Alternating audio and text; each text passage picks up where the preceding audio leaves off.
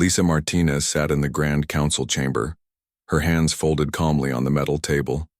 Around her, representatives from dozens of alien species murmured in their strange languages. The Zephyrian ambassador towered over everyone else, his blue skin gleaming under the bright lights. His forearms moved as he spoke, and his voice boomed across the room. "The great Zephyrian Empire demands tribute from the humans," he declared. "You will give us 3 of your colony worlds. This is not a request, this is an order." Lisa kept her face blank. She had been Earth's ambassador for 12 years. In all that time, she had never raised her voice or lost her temper. The other species saw humans as peaceful. They thought Earth was weak because humans always chose talking over fighting. "That is quite a request," Lisa said softly. "I need time to discuss this with my government." The Zephyrian laughed. It sounded like rocks grinding together. 30 days, human. No more. Your people are known for being reasonable. Do not disappoint us." Other ambassadors nodded. The insectoid Mantari clicked their approval. The crystalline Vorthon hummed agreement. Everyone expected Earth to give in. They always did. Lisa stood up slowly. 30 days it is. Back on Earth, Admiral Jake Morrison paced in his office deep underground. He had spent 40 years building Earth's real military. Not the small peacekeeping force everyone saw. The real one. The one they kept hidden. 30 days, Lisa told him over the secure communication link. "They want Kepler Colony, New Texas, and Harvest Moon." Jake stopped pacing. "Those colonies have 6 million people total." "I know. And the Council expects us to just hand them over?" "Everyone thinks we're too peaceful to fight back," Lisa said. "They think humans only know how to talk." Jake smiled. It was not a nice smile. "How long has it been since we showed our teeth?" 150 years, not since we joined the Council. Maybe it's time we reminded them what humans are really like. In the asteroid belt, Captain Alex Turner stood on the bridge of the Aurora. To everyone else, it looked like a simple exploration ship. Scientists and diplomats used it to study space and visit new worlds. But Alex knew better. "Sir," his communications officer said, "we're getting reports from Trading Station Omega. Zephyrian ships just arrived." Alex frowned. "That's neutral space. What are they doing there?"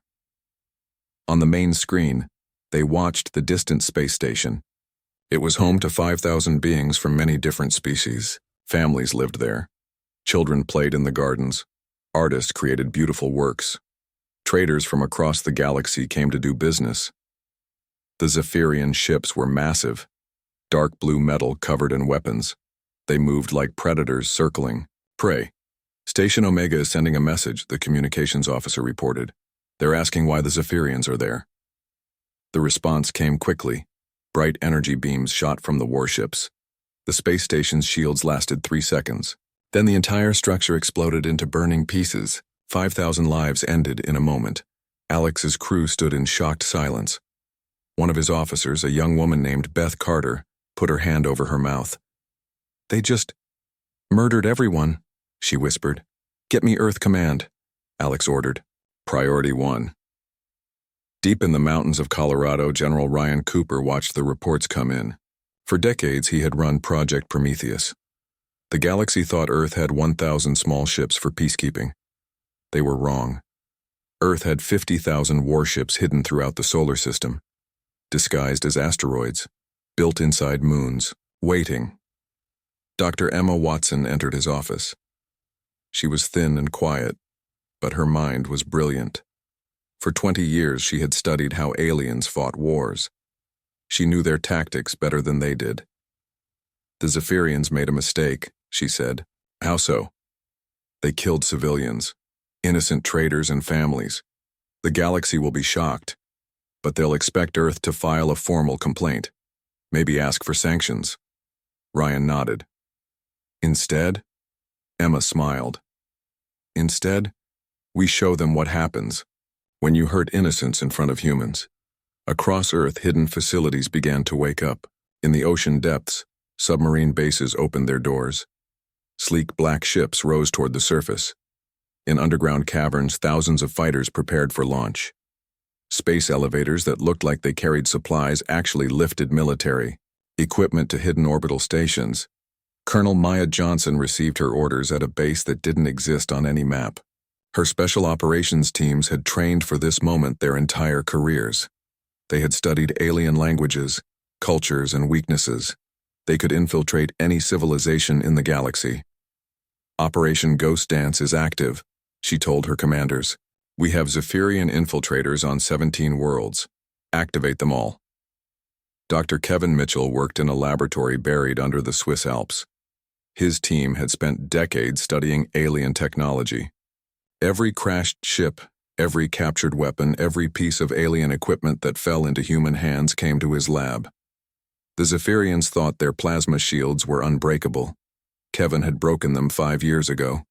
Lieutenant Commander Sam Brooks sat in the cockpit of a fighter that officially didn't exist. It was invisible to every sensor the aliens had. It could travel faster than light without making the noise that normal ships made. Earth had built 3,000 of them. Back in the council chamber, Lisa received another message from the Zephyrian ambassador. Human, we grow impatient. Have you considered our generous offer? Lisa stood up. Around the chamber, alien representatives watched. They expected her to be nervous, scared, ready to give in to save her people's lives. Instead, Lisa smiled. It was a calm, peaceful smile, the kind humans gave when they were being polite. Ambassador, she said in her soft voice, I have discussed your offer with my government. We have reached a decision. The chamber fell silent. Everyone leaned forward to hear Earth surrender. Earth respectfully declines your generous offer, Lisa said. We prefer to keep our worlds. The Zephyrians' 4 eyes widened. Around the chamber, alien representatives gasped. No one had ever said no to the Zephyrian Empire. You refuse? The Zephyrian roared. Lisa's smile never changed. We do. Then you choose war. No, Lisa said quietly. You chose war when you murdered 5,000 innocent people at Trading Station Omega. We're just choosing to respond. She walked toward the exit, her footsteps echoing in the silent chamber. You have 48 hours to remove your ships from our space. She called over her shoulder. After that, we stop being polite. The Zephyrian Empire laughed at Earth's warning. Across their homeworlds, military commanders shared jokes about the weak humans. War fleets began moving toward Earth's colonies. They expected an easy victory. They were very wrong. 48 hours after Lisa's warning, something strange began happening throughout the solar system. Asteroids started moving. Large rocks that had floated in space for millions of years suddenly changed direction. Their surfaces cracked open like eggs, revealing metal underneath. They weren't asteroids at all. General Ryan Cooper stood in a command center that had been hidden for decades. Massive screens showed the entire galaxy. Red dots marked Zephyrian ships. Blue dots showed human vessels. There were a lot more blue dots than anyone expected. Project Prometheus is now active, Ryan announced. All units, reveal yourselves. Throughout the solar system, Earth's real military appeared.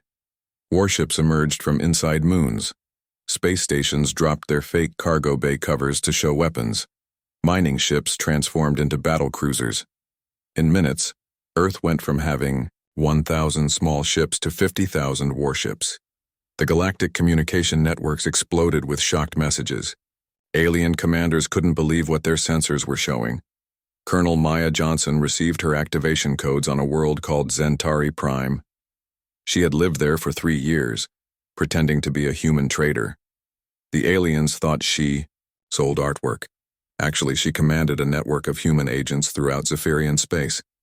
Operation Ghost Dance is go, she whispered into her hidden communicator. All teams, begin infiltration. On 17 different worlds, humans who had lived quiet lives for years suddenly became very busy. They had jobs as teachers, shop owners, mechanics, and farmers. But they were all soldiers.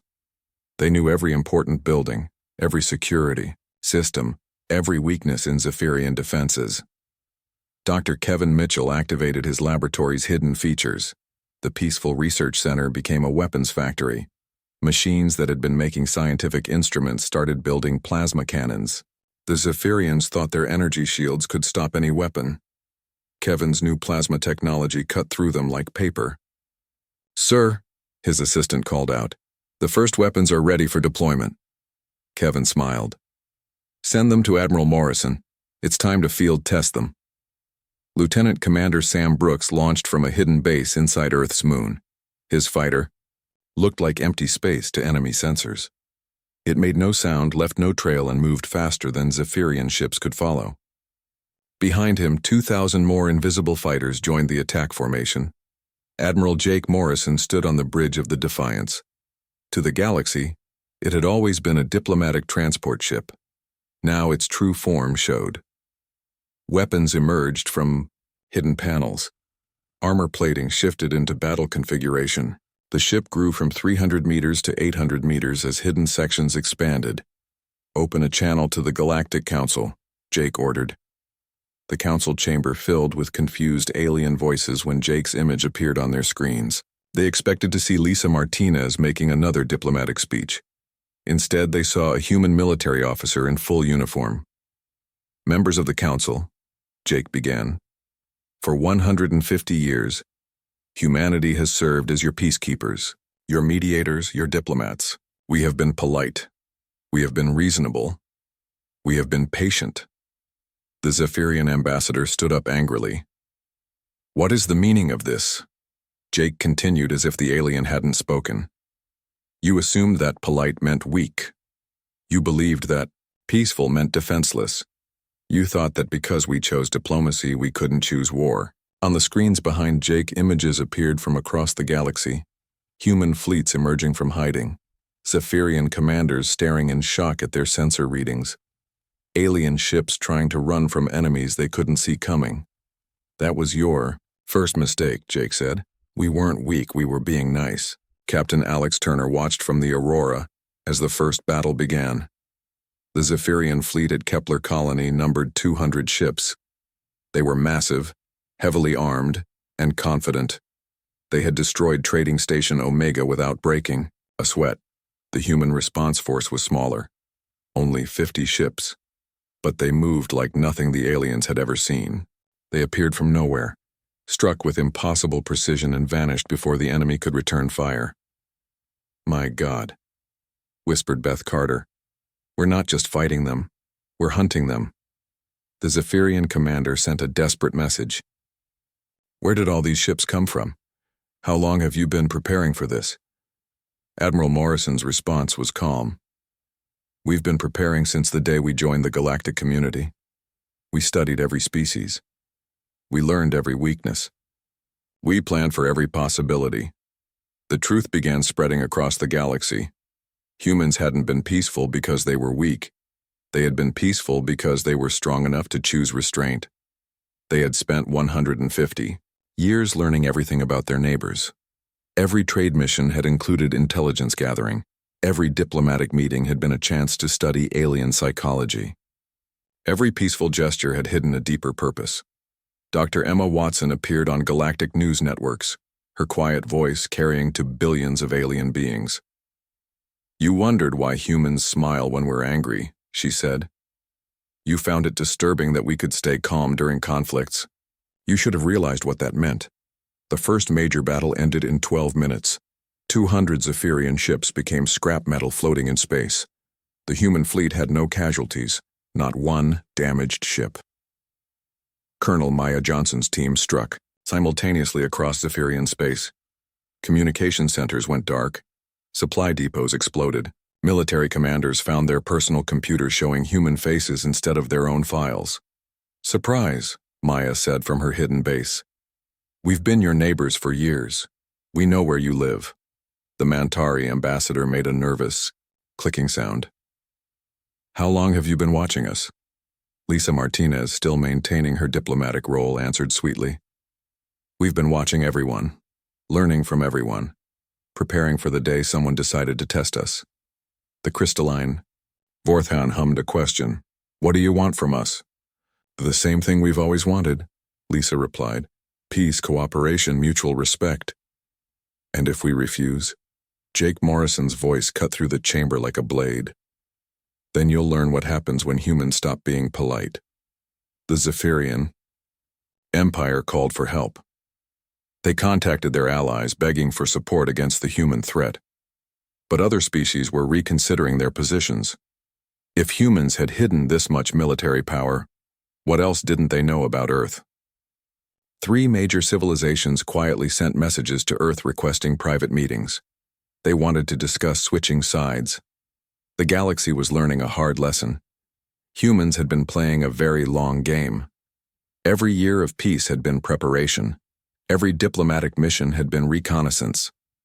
Every trade agreement had been intelligence gathering. Admiral Morrison sent one final message to the Zephyrian fleet commanders. You spent centuries wondering why we smiled when you threatened us. Now you know. We were smiling because we knew something you didn't. What? Came the desperate reply. We knew exactly what we were capable of. We just hoped we'd never have to show you. Admiral Kate Sullivan stood on the bridge of the Terra Nova, watching her battle group prepare for the next engagement. Her ships had just destroyed an entire Zephyrian fleet without losing a single vessel. Now the real war was beginning. Ma'am, her tactical officer said, we're receiving surrender requests from 3 Zephyrian ships. Kate shook her head. No prisoners yet. We're still teaching lessons. The Zephyrian Empire had made a fatal mistake at Trading Station Omega. They had killed innocent people in front of humans. Now they were learning what happened when humans stopped playing by civilized rules. Commander Luke Harrison studied his tactical display aboard the Vengeance.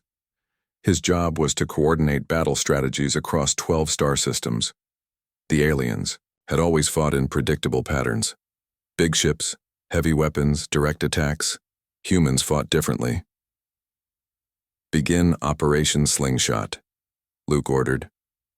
Human ships appeared near a gas giant in the Kepler system. They weren't there to fight the Zephyrian fleet directly. Instead, they used the planet's gravity as a weapon. Small devices attached to asteroids sent them spinning toward the enemy at incredible speeds. The Zephyrians found themselves dodging, rocks moving faster than their fastest ships. While the aliens were confused and scattered, human fighters struck from behind. It was like watching predators hunt confused prey. Major Rachel Foster led her Marines aboard a captured Zephyrian battleship. The enemy crew had abandoned it when the human assault began. Now Rachel's team was learning everything they could about alien technology. This is interesting, she said, examining the ship's computer system. Their security codes are based on mathematical patterns. Very logical, very predictable. She plugged a human device into the alien computer. Within minutes, it had learned the Zephyrian command codes.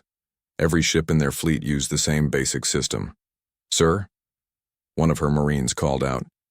We can now access any Zephyrian ship's computer remotely. Rachel smiled. Send that information to all human fleets. Let's see how they like fighting when we control their own ships. Chief Engineer Tony Rodriguez worked in the belly of a ship that had once looked like a peaceful research vessel. Now it showed its true nature as a mobile weapons factory.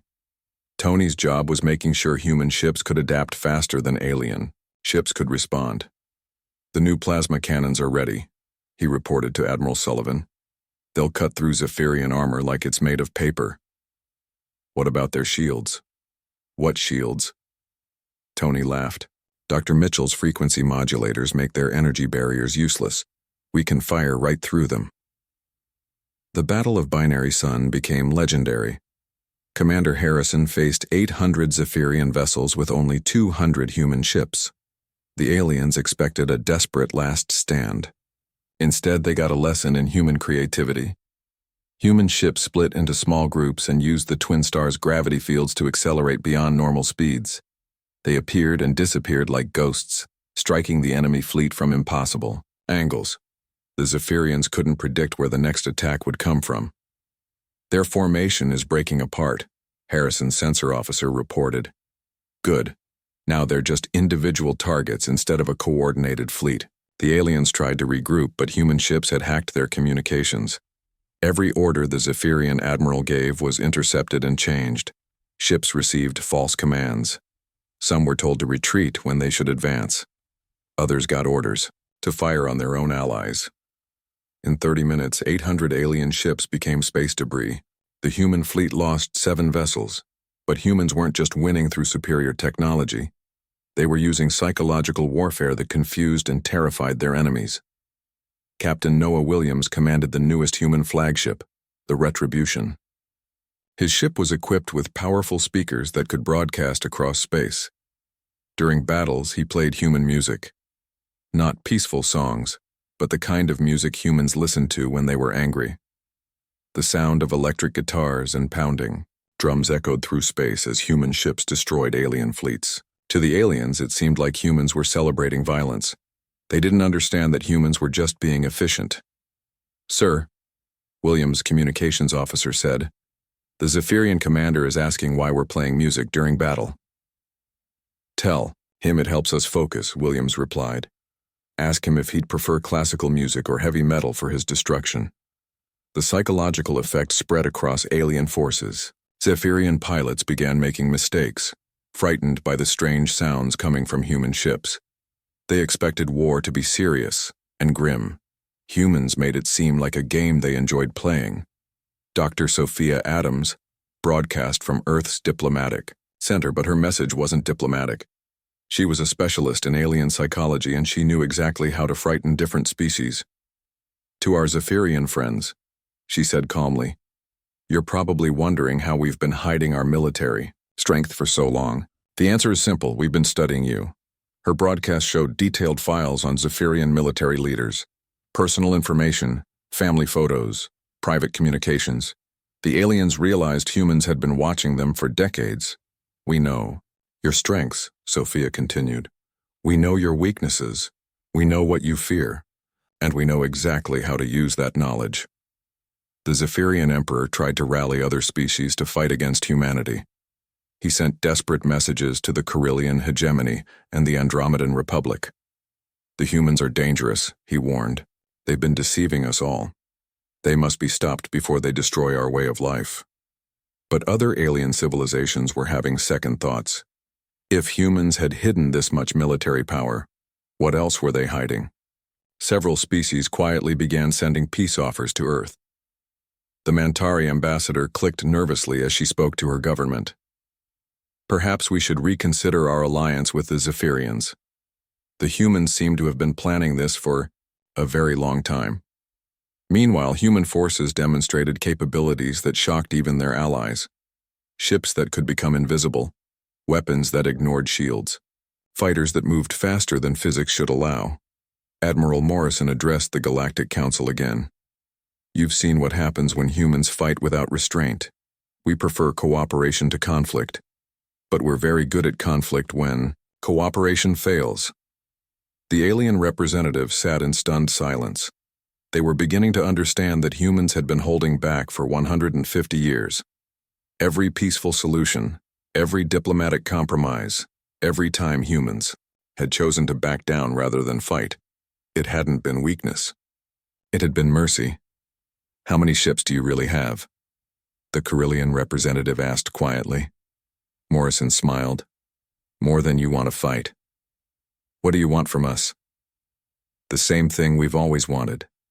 Peace, respect, and the safety of innocent beings throughout the galaxy.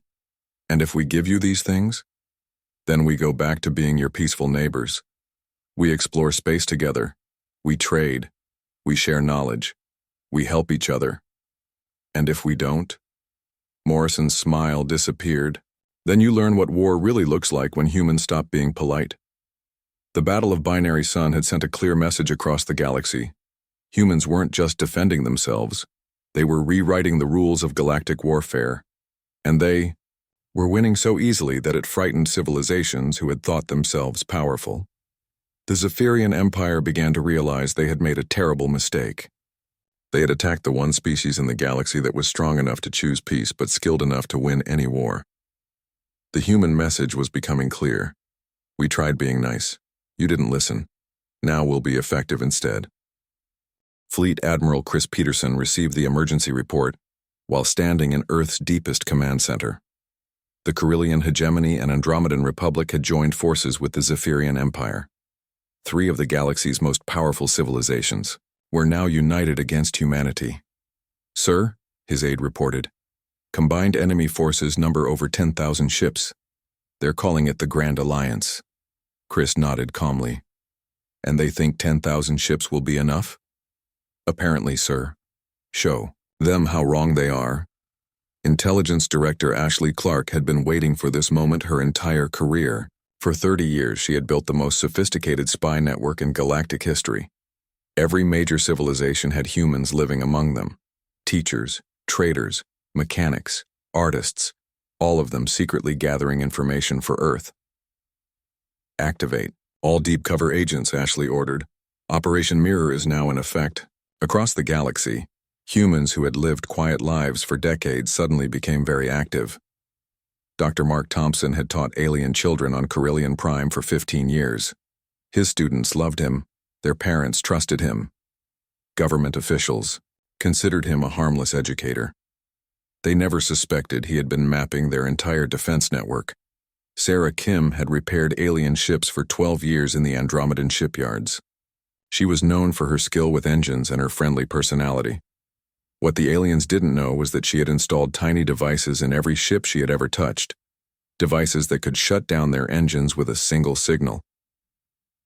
Captain Noah Williams stood on the bridge of the Retribution, watching enemy fleets gather at the edge of human space. His ship was the newest in Earth's fleet, equipped with weapons that had never been tested in real combat. "Sir," his weapons officer said, "we're detecting some kind of energy buildup in their lead ships." "They're charging planet-cracking weapons," Noah realized. "They plan to destroy our colonies from long range." "Orders, sir?" Noah smiled grimly. "Show them what a real planet cracker looks like." The Retribution's main weapon had been designed by the same team that created Earth's hidden fleet. It didn't just destroy targets. It unmade them at the atomic level. When Noah fired it at an abandoned asteroid, the rock simply stopped existing. No explosion, no debris. One moment it was there, the next moment there was empty space. The Alien Alliance fleet stopped advancing. Dr. Sophia Adams continued her psychological warfare broadcasts from Earth. She had studied alien minds for 20 years and knew exactly which fears kept each species awake at night. "To our Carillion friends," she said in their own language, "we know about your sacred breeding chambers on the third moon of your homeworld. We know how important they are to your survival as a species." The Carillion fleet commanders began receiving reports that human ships had been spotted near their most protected worlds. Their breeding chambers were more valuable than their military fleets. Without them, their species would die out within a generation. "To our Andromedan allies," Sophia continued, "we're curious about your energy-based life forms. What happens when we disrupt the electromagnetic fields that hold your bodies together? We've been running experiments. The Andromedans were pure energy beings who had taken physical form to join the war. The thought of humans experimenting on their fundamental nature terrified them more than any weapon. General Elena Rodriguez commanded the occupation forces on captured Zephyrian worlds.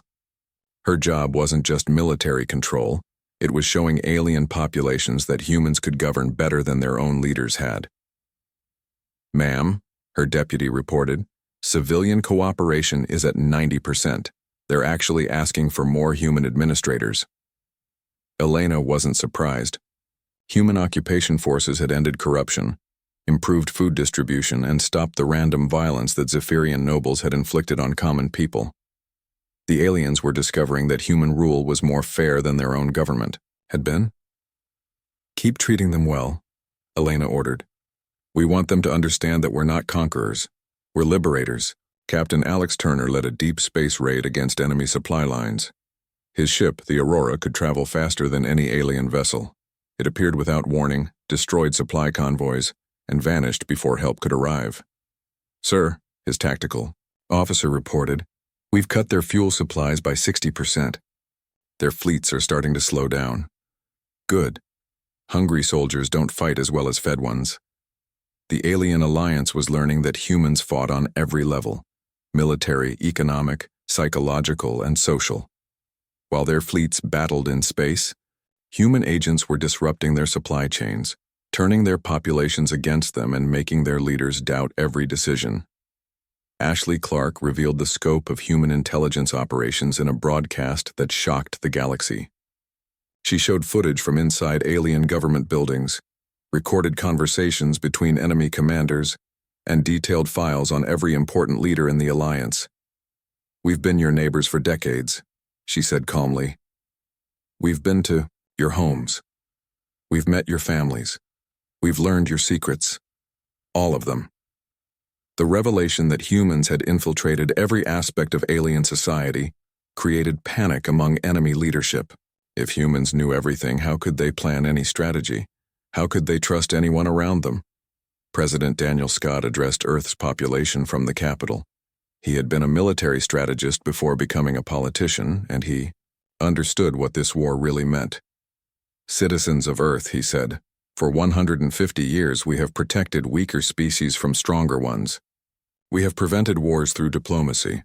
We have shared our knowledge freely. We have been good neighbors." The camera showed images of human colonies under attack by the alien alliance. But when someone threatens our children, when someone murders innocent people, when someone mistakes our kindness for weakness, then we remind them who we really are. The Grand Alliance discovered that their 10,000 ships were not enough. Human forces appeared everywhere at once. Ships that had been disguised as cargo vessels revealed themselves as warships. Space stations that looked abandoned suddenly came alive with weapons. Mining operations and asteroid belts turned out to be military bases. The Carillion commander sent a desperate message to his government. "How many ships do the humans actually have?" Our intelligence was completely wrong. The answer came from Ashley Clark's next broadcast. "You assumed we had 1,000 ships because that's what we showed you. You never asked how many we were hiding." Admiral Morrison appeared on every communication channel in the galaxy. Behind him, displays showed the true size of Earth's military. Not 50,000 ships, but over 200,000. Not just in the solar system, but spread throughout space in hidden bases that had been built over decades. "You spent a century and a half wondering why humans seemed so confident," Morrison said. "Why we smiled when you threatened us. Why we stayed calm when others panicked. Now you know." The alien alliance fleets began retreating toward their home worlds, but human ships were faster. They appeared ahead of the retreating fleets, cutting off escape routes. "You wanted to see how we battle," Morrison continued. "This is how we battle. With preparation, with patience, with overwhelming force, applied precisely where it hurts most." The Zephyrian Emperor made one last desperate broadcast. "The humans are too dangerous to live. They must be destroyed completely or they will conquer us all." But other species were no longer listening to the Zephyrians. They were watching human forces systematically dismantle the most powerful alliance in galactic history.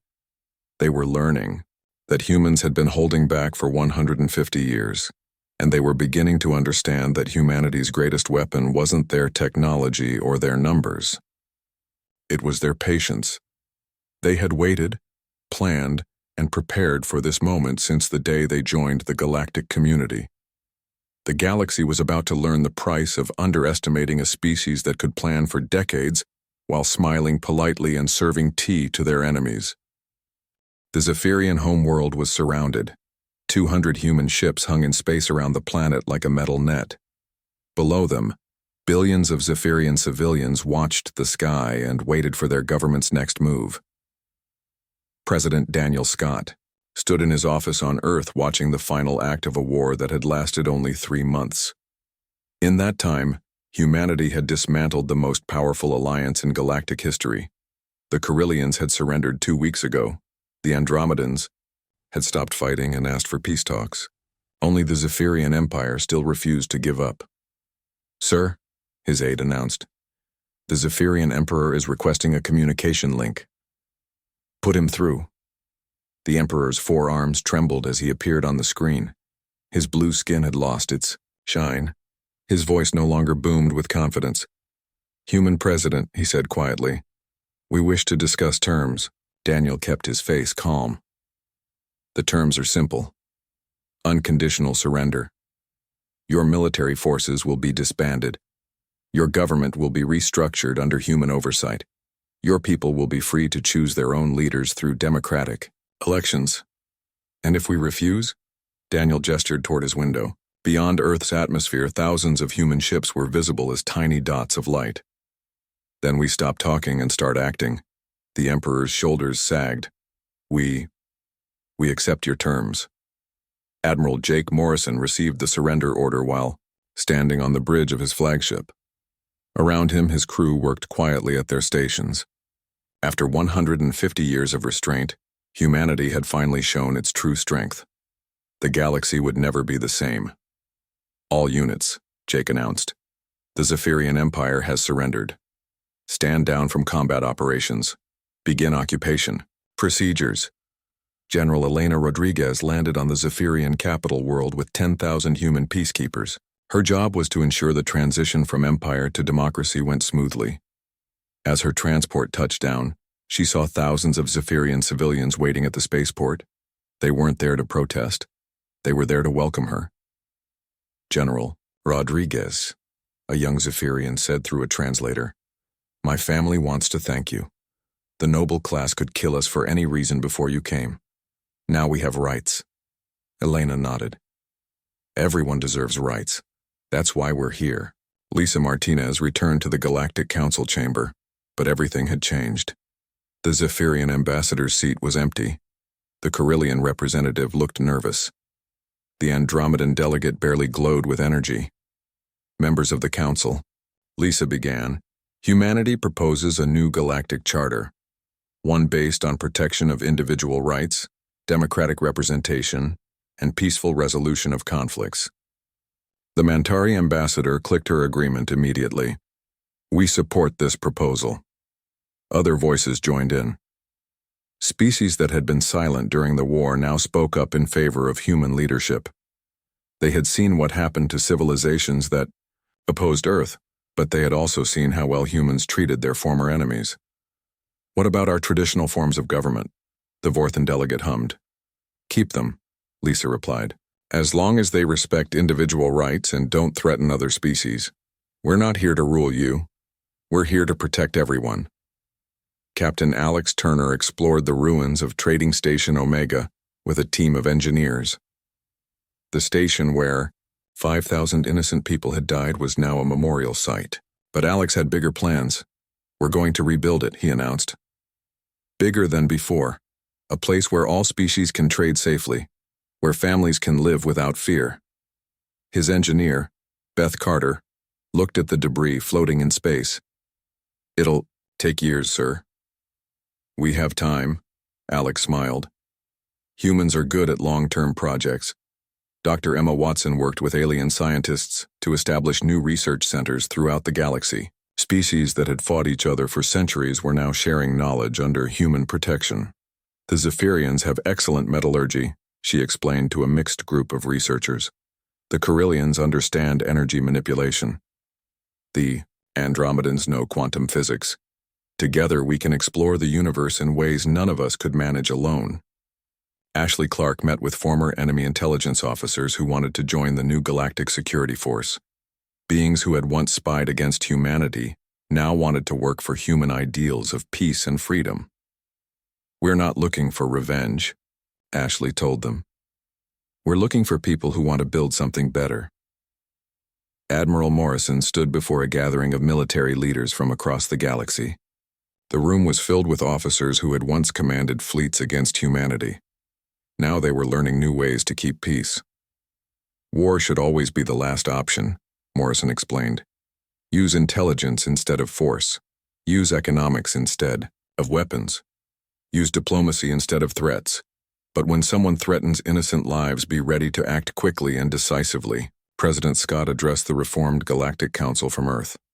Behind him, images showed human colonies that were thriving, alien worlds that were free, and space stations where multiple species worked together.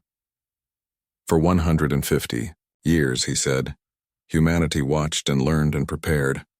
We hoped we would never need to use our military strength. We preferred being your peaceful neighbors. The alien representatives listened carefully. They understood now that humans had been protecting them from each other for decades. Every diplomatic solution, every peace treaty, every trade agreement had been backed by hidden human power.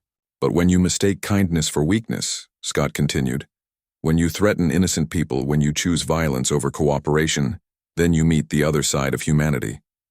Captain Noah Williams commanded the first human exploration fleet to leave the galaxy. His mission was to explore neighboring star systems and make contact with new civilizations. The lessons learned in the Milky Way would guide humanity's approach to the wider universe. Remember, he told his crew, we represent not just Earth but the ideals we've established here. Peace through strength, protection of the innocent, freedom for all thinking beings. The galaxy had learned that humanity's true power wasn't their weapons or their ships.